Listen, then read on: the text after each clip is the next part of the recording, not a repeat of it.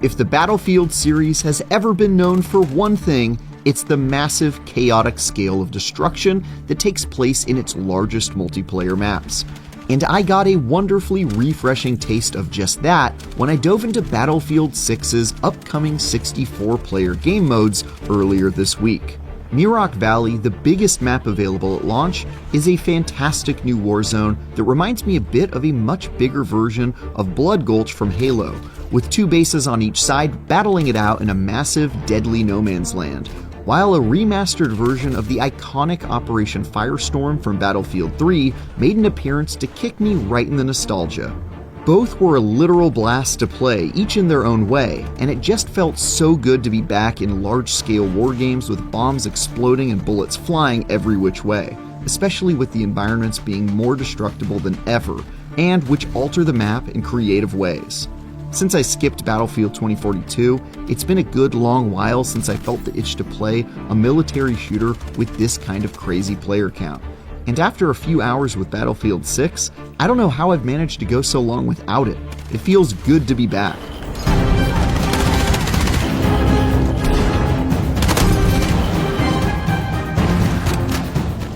The first map I played was Mirach Valley, which Battlefield Studios says will be the largest map at launch. And yeah, this thing's pretty huge. Though it's got small settlements and rocky terrain across long stretches of dirt roads on each side, the main attraction are the two unfinished skyscrapers found in the center of the map where a lot of the action takes place.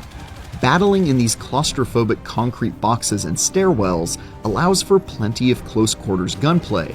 but with unfinished walls all around you, it also leaves you exposed to the outside world to snipe you or launch a missile in your direction, which adds a unique challenge as you attempt to capture the all-important zones found in each of the buildings. And while the gradual destruction of these buildings can make them harder to control, they also allow for interesting opportunities to alter the geometry of the map, like how part of a destroyed building can fall down to create a ramp, which can then be used to reach the second floor of the skyscraper from the outside, and make it much easier to navigate, but also harder to defend from would-be invaders.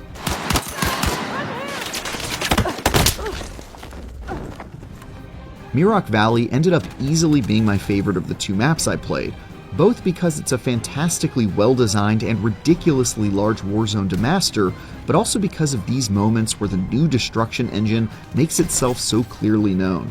For example, in one match, I spent a lot of time in a small two-story building picking off the enemy from a distance and trying to remain hidden. But over the course of the match and many deaths, the building I was in continued to lose pieces of itself until there was almost nothing left. The window I was shooting out of at the start became half of a wall absent a roof, which then fell away as I retreated to a staircase until there was almost none of the structure left by the end of the battle, and I found myself peering out behind rubble to take my shots.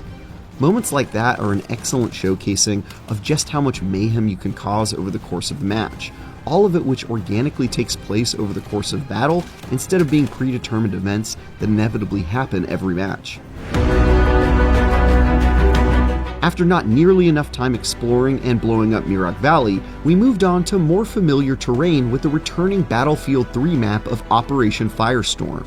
If you've never played this one before, it takes place on an oil refinery with a big warehouse where you can get your fill of close-range encounters, or you can take to the labyrinth of metal stairs and walkways that is the refinery itself, complete with the unforgettable giant fuel tanks that explode in gobsmackingly beautiful fashion with a little provocation from the business end of your assault rifle.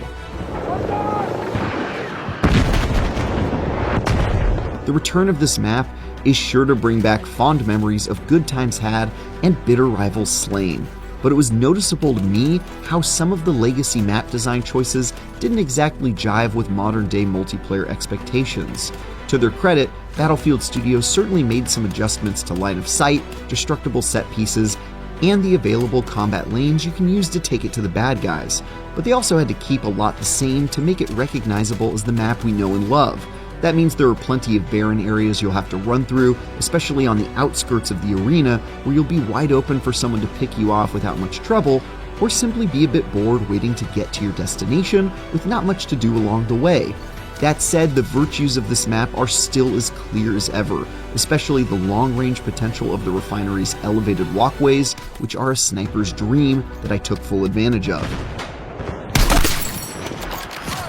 Plus, being able to blow up key parts of the warehouse to do things like kill the prone enemies hidden on the rooftop by blasting away part of the ceiling and shooting them through it is just chef's kiss. It definitely didn't click with me as much as the sparkly new Mirok Valley though, especially since this Battlefield 3 throwback feels like such a tiny arena by comparison.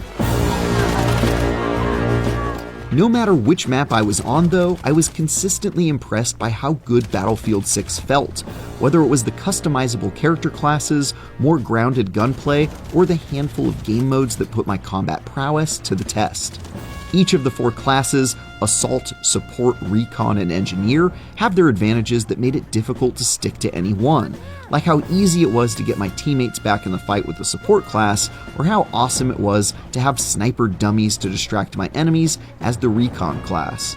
One cool aspect though is that I was able to swap out weapons I preferred with one class when I decided to change over, like how I gave my Assault character the Support character's machine gun so I wouldn't have to bother reloading in between kills, and because I tend to play more stationary than most and so didn't mind the lost accuracy.